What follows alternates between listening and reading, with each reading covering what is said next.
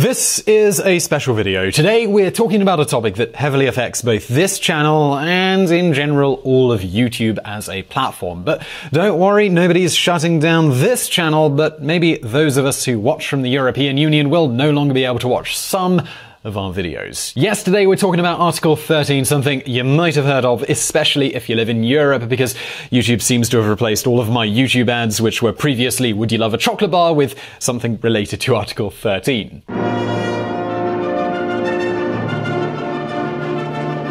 Now, let's quickly make one thing clear here. We are definitely biased, but that's probably not a huge surprise to you. In fact, we're playing an active role in this matter. One member of the VisualPolitik team was in Brussels recently talking about Article 13 with policymakers who are currently negotiating it. That, by the way, would be Fonseca, also known as the drunk Spanish guy doing the voiceovers in some of the earlier episodes, according to some comments. To this day, there is no association representing European online creators. This is why a group of European YouTube channels decided to take a bit of an initiative and show our concerns to the relevant politicians. VisualPolitik, we were one of them. So for those who don't know it, Article 13 is part of an EU directive which aims to regulate copyright online. But the question is now, well, what exactly is Article 13? Is it as terrible as everyone is saying? And most important of all, what can we, content creators, do about it? Well, today we're going to answer all of these questions. But before we do, as always, let's take a look back at the history.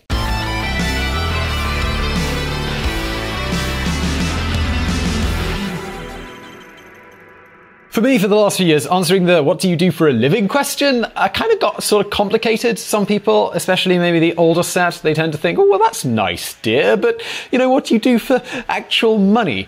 Some of them I've just given up on. I'm pretty sure that my grandma thinks I'm a television presenter here in Prague.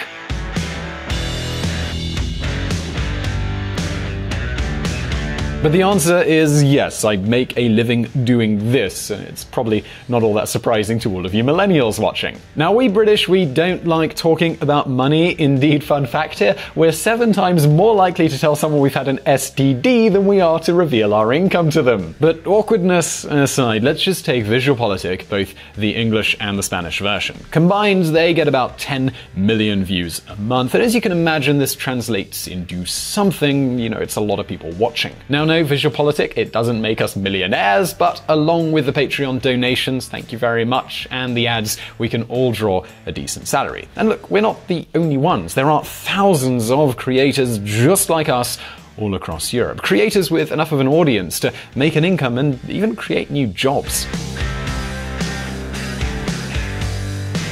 And that's only YouTube. It also happens on other platforms like Instagram and Facebook and Twitch. This means that online creators, we've become an industry. I mean, it's not exactly oil and gas, but it does exist. It's an industry that employs thousands of people in Europe and creates value for society most of the time. Yes, YouTube might be an American company, but the world's biggest YouTuber, that's PewDiePie, I think. Hold on. Yes, go PewDiePie, he is still beating T-Series.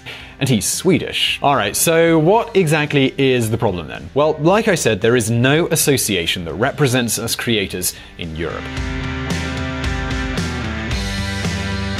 Media corporations and record labels, they've got trade associations, and they've even got big lobbies in Brussels. We don't. And why? Well, mainly because we started out little by little. The story behind every YouTuber is pretty much the same. You start small, you make a few videos, hopefully you see a bit of growth, and then suddenly you can be like, oh, I do this as a job. And as you can imagine, during this process, as someone who's been through this process, I haven't, and I imagine most people don't think at any point, now I should create a trade association. You know, just in case one day the European Union is like, let's introduce a big old directive that really affects these people. It's just something that it doesn't come across our minds.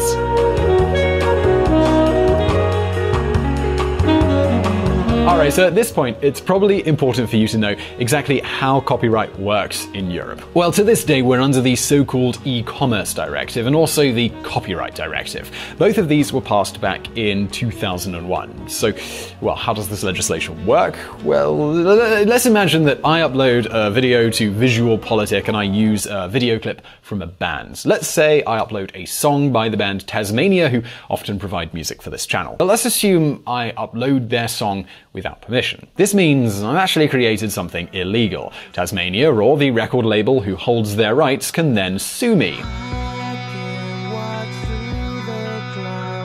This means that essentially they can request a big fine from me. And do they do it? Well, probably not. I'm a pretty small creator and my pockets are just not that deep. So, well, what can Tasmania do? Well, they can go to YouTube and they can ask them to take down the video. Indeed, this process is often mostly automatic. YouTube actually has a tool, a smart filter called Content ID. In this case, Tasmania would send all of the information about their song to YouTube. This way, YouTube can scan the platform looking for that song. Anytime they find it, they can take down the offending video. This is how the law works. And that's all fine and that's all well and good, but just hold on a second because this is where the interesting part comes in. Now, Tasmania can pretty much ask YouTube, hey YouTube, how about instead of just taking that video down, you slice me off a bit of that sweet, sweet revenue pie and send it my way. Now, according to the letter of the law, YouTube does have to block the song if requested, but the law doesn't say anything about paying licenses, which is essentially what Tasmania wants. Nonetheless, since YouTube is apparently pretty chill, they want to do business with Tasmania, so they essentially say, alright then, look, what we'll do is we'll negotiate a license. We'll give you a little slice and everyone's happy. Sounds good? In other words, they've negotiated a contract. And now you might be wondering, well, how big is that slice of the revenue pie? Well, according to the record labels, it's pretty low. Just consider what Paul McCartney has said. Today, some user upload content platforms refuse to compensate artists and all music creators fairly for their work while they exploit it for their own profit. Sir Paul McCartney. The question now is Paul McCartney right or wrong? YouTube states they give the majority of the revenue to the record label, but we don't really know because the labels want to keep this information confidential. We also don't know because, well, we asked them and nobody would tell us. There is one thing we do know though. The European music associations like IFPY or Impala, they want YouTube to pay more. They claim there is a so-called value gap between the revenue YouTube generates and what they pay them. In other words, they want to have a stronger negotiation position. And how can they do that? Well, that would be with a new copyright law that forces platforms like YouTube to pay a license. This is why in the year 2016, the European Commission wrote the first draft for this. Directive on Copyright in the Digital Single Market. According to this law, YouTube and the rest of the user-generated content platforms must compensate fairly to creators. This means that YouTube doesn't give that ad percentage because they're chill, but rather because they're legally compelled to, and this is a big deal. This means that the record labels have a better negotiating position. Alright, so far, all of this, it doesn't actually sound that terrible, so just hold on a moment though, because this is where things get really complicated.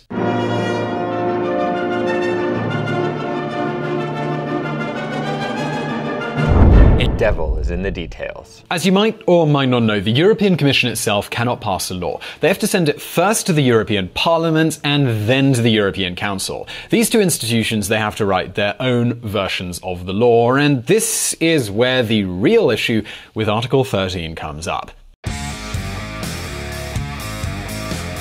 Online content sharing service providers perform an act of communication to the public. Article 13, paragraph 1.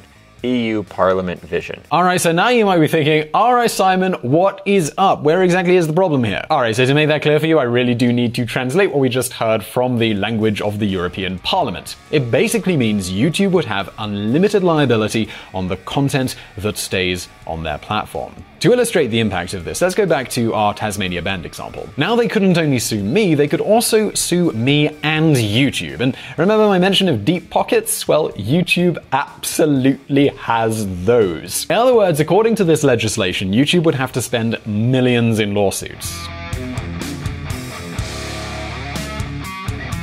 Just think about it, because there's such a huge quantity of video going up to YouTube. Indeed, over 300 hours of videos are uploaded every minute. The chances are many of those videos can have some sort of copyright violation. And YouTube just needs to have one video with a copyright issue to give them a potentially multi-million-dollar legal headache. Now, obviously, YouTube cannot deal with that kind of legal exposure, so they have to find a way to avoid it. And how do they do that? Well, they have to build a wall. In this case, a very strict firewall. Basically, any video with third-party content would have to be blocked. Of course, if you're in America, you could still watch it because this law only affects content watched or uploaded inside Europe. So if this law gets passed, well, good luck trying to watch videos inside of the European Union. And I'm not just talking about people who are purposefully violating copyright here, I'm talking about most videos, because it's really hard to work out what is and what is not third-party content. In fact, it's pretty much almost impossible. Basically, everything just beyond a dude talking to a camera with a white background would have a risk of being blocked. And, well, that actually includes this video, because right now I'm going to show you a quote from Donald Trump on CNN. I think you should let me run the country, you run CNN, all right. And if you did it well, your ratings would be much better. If I may ask one other question, Mr. President, if I may. And I know what you're going to say. You're probably thinking, well, come on, Simon, you haven't done anything illegal there. I mean, that's got to be fair use, right? And yes, you're absolutely right. According to the law, I can use content in this manner for satire and illustration. But you know what? That YouTube firewall is not a lawyer, it's an algorithm, and algorithms don't understand context or the law. So this brand new YouTube firewall would just say, whoa, third-party content, block it, and that's that. And the same goes for when I show you this clip from Tasmania.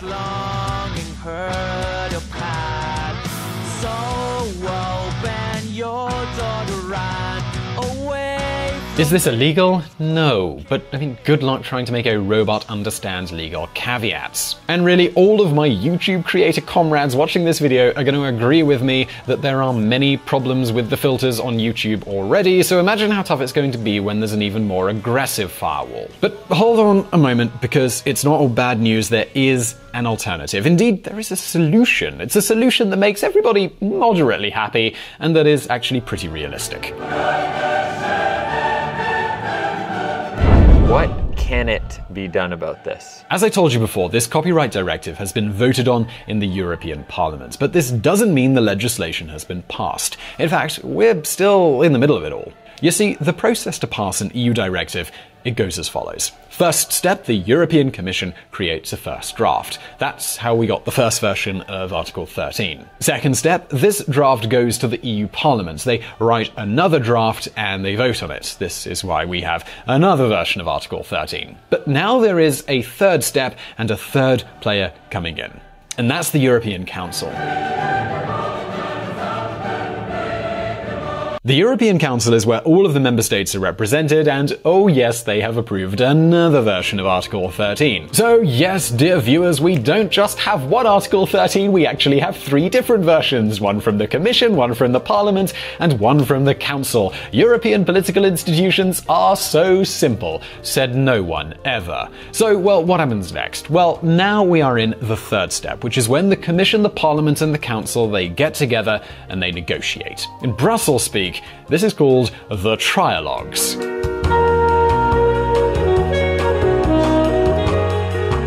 And yes, that is sort of a dialogue, but with three people. Like I said, things are never simple in Brussels, even the words they use. So, let's imagine a big room with a big round table. On the one hand, we have the Commission representative and her advisors. On the other, we have the representative of the Parliament. And on the other, we have the one from the Council. Counting all of the representatives and advisors, we have over 30 people negotiating. They meet almost every week, and you better believe me, it is a long process, which probably doesn't surprise you. In this case, we have three different texts, and believe me, the one from the Council is very different.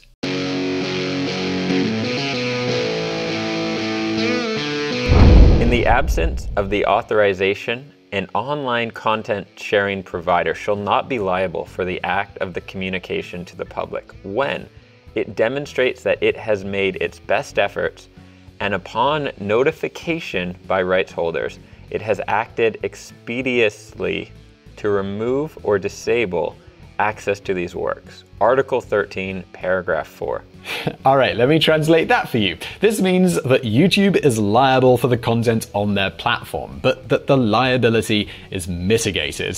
Still, we might need to clarify what that means, so let's go back to the Tasmania example. With this new law in hand, YouTube must report to them the songs that are uploaded on the platform, and they have to ask them whether they want to take the video down or get a license from it. At this moment, Tasmania will have to add their data and metadata into a form. This way, that filter YouTube already has, the so-called Content ID system, already knows what to track. But not only that, according to this Article 13 version, if YouTube shows they have done everything possible to protect the copyright, they cannot be sued.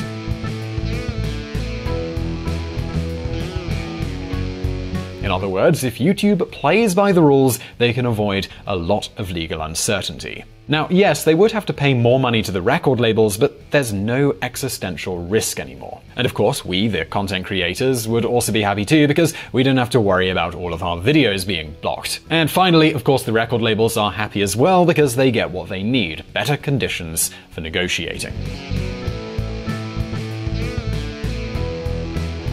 So let me quickly summarize for you. What's the difference between the Parliament and the Council positions? The consequences of the Parliament's version is that European YouTube would just become another TV channel. Only the creators who already have a big audience would survive. Why? Because they're the only ones who can pay a lawyer to manage all of the copyright issues so that YouTube will let them upload videos. But there's going to be a pretty big wall, and it's going to be pretty impossible to surpass for the hundreds of thousands of small creators. But there is a way to find a common ground for all of the players here. And of course, it's compromise. And compromise is what politics is all about. So now the big question is, well, what comes after this third step? What is the fourth step here? Well, after this legislation has been negotiated by the trialogues, they bring it back to the Parliament. There they vote yes or no on the text. And then we go to the final step, and this is an EU directive. Now, an EU directive is not actually a law, but it's rather a guideline. So after the directive gets passed, it has to go to all of the member states